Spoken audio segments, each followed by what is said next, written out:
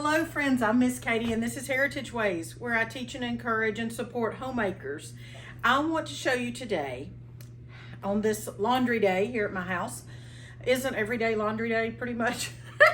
I want to show you how to fold a fitted sheet. My grandmother taught me how to do this. I've done it ever since. I'm going to show you two angles, far away and close up, so you can see how to fold a fitted sheet easily without going nuts. And without it cleaning up the floor while you're at it. So stay tuned and let's fold a fitted sheet.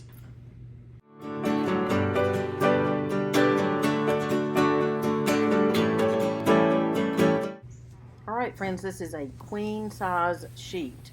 So you put your hand in one corner, the fitted seam there, and then your other hand in the other corner. One's going to be put inside the other, kind of envelope style. Then you're going to take another seam and you're going to put it inside of your tent, so to speak, that you have going there.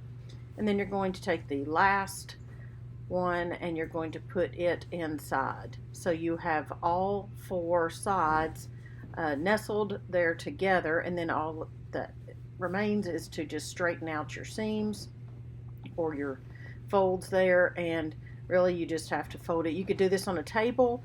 It's easy to do that part, the last part, on a table, but you can absolutely do it without a table. Now I'm going to show you this one more time, backed away a little bit.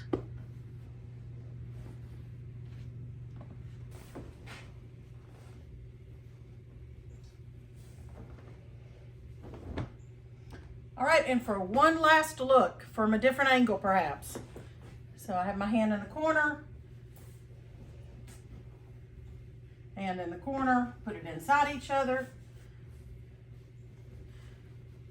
Another corner, put it inside, making kind of like a tent, if you will. And then the last corner, go ahead and grab that down there, put it inside, straighten it out.